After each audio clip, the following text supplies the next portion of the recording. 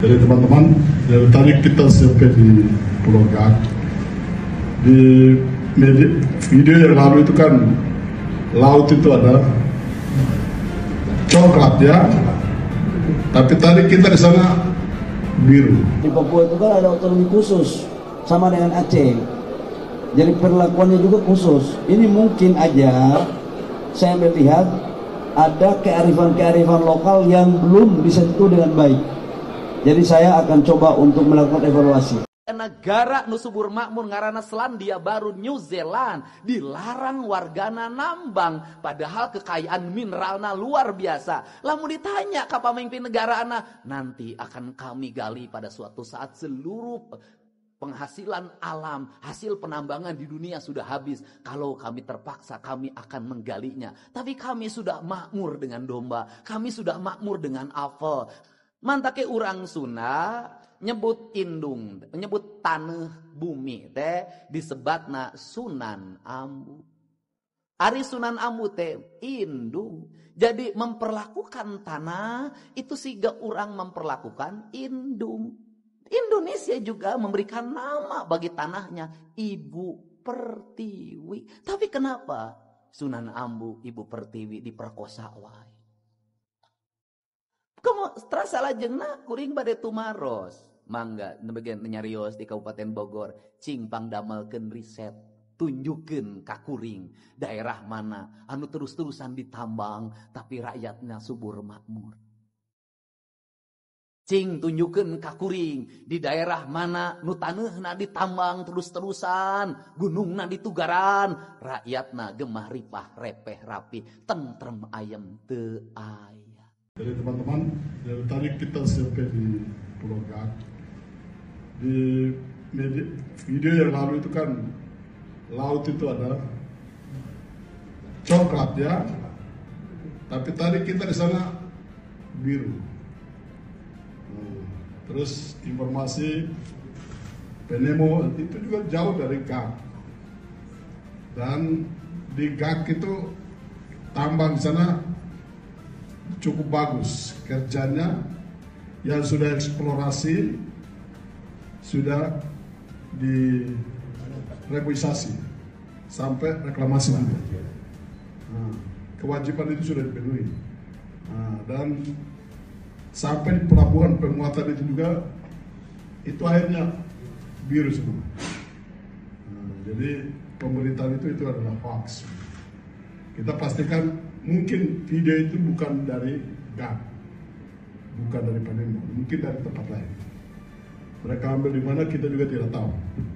Tapi yang pasti bukan dari penambangan di Pulau Gak.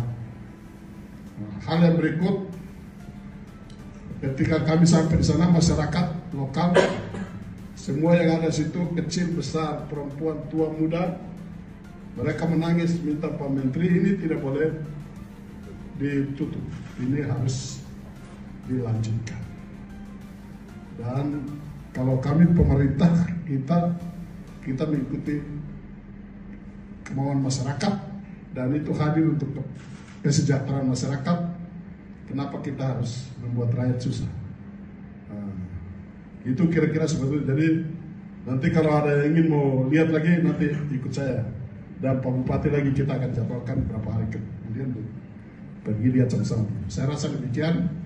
Apa yang tadi sudah disampaikan Pak Gubernur seperti itu, dan yang kita lihat hari ini kami bersama Pak Menteri kunjungi Pulau Gak sekalian lihat, memantau langsung yang keadaan, yang informasi yang selama ini viral. Ternyata kita tidak dapat seperti itu. Saya apresiasi, terima kasih untuk berusaha ketiga yang share juga pengawasan, andalnya kuat terus supaya jangan sampai terjadi yang kita tidak inginkan atau yang kita image yang kurang bagus. Jadi hari ini kita sudah sampai di Pulau Gak dan kita tinjau sendiri, kita langsung dampingi Pak Menteri dan kunjungi sampai di tambangnya semua. Nah, dan kita lihat keadaan tidak seperti yang kita di medsos itu. Nah, saya tambah lagi pesan dari masyarakat juga yang tadi Pak Gubernur sampaikan, mereka tidak mau Pak Menteri tutup tambang karena itu juga untuk menopang kehidupan mereka di sana, masyarakat menginginkan itu.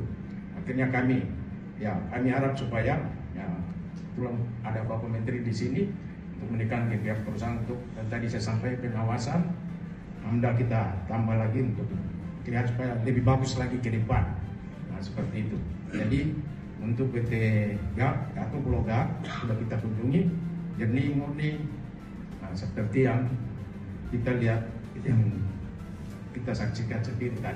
Itu saja yang bisa saya sampaikan kepada kita untuk teman-teman semua. Mari kita jaga Raja Ampat sama-sama. Lalu kita promosi Raja Ampat juga, promosi yang baik supaya jangan sampai Raja Ampat ini jadi negatif, wisatawan ini kurang. Tetap kita jaga juga daerah-daerah wisata kita untuk ke depan tidak cemari. Nah, itu yang saya sampaikan. Kami juga sudah sampaikan bahwa kami akan minta untuk tambah lagi pengawasan andal untuk kita juga supaya jangan sampai image negatif kita atau yang kita takut pencemaran itu terjadi. Jadi itu yang bisa saya sampaikan. Mari kita sama-sama dukung Raja Ampat lebih baik ke depan. Ini before dan ini afternya.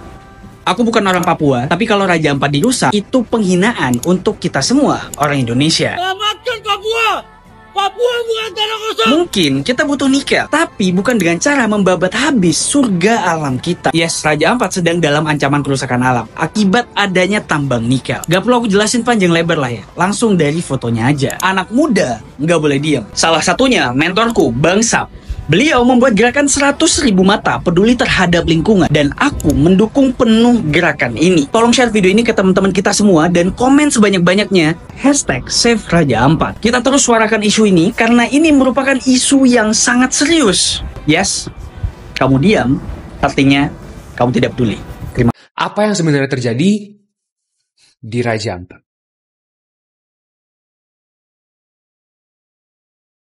Jujur aku sedih banget sih mendengar semua berita-berita tentang Raja Ampat di beberapa hari terakhir. Apalagi kemarin itu baru Hari Lingkungan Hidup Sedunia, dan minggu lalu aku baru nanam 10.000 pohon di daerah Bogor, Jawa Barat. Dan akhirnya mendengar berita ini, 10.000 pohon yang kita tanam sama-sama itu jadi nggak terkesan berarti sama sekali. Di sini nanam 10.000 pohon nih, tapi di sana 500 hektar hutan alami hilang karena ekspansi tambang nikel.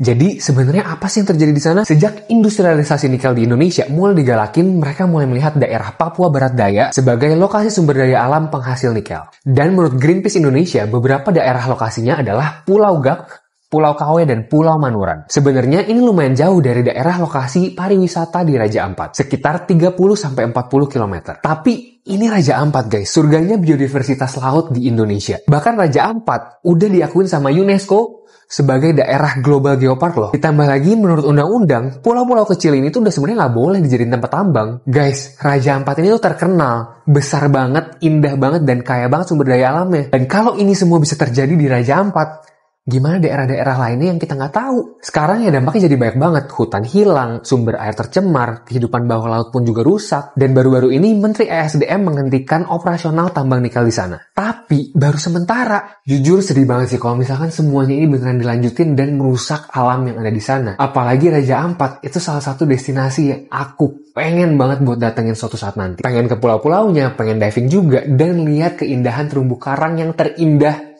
di seluruh dunia yang ada di sana guys. Ayo kita semuanya suarain Save Raja Ampat. Save Raja Ampat, Save Raja Ampat. Dari kemarin-kemarin kemana aja selain Raja Ampat?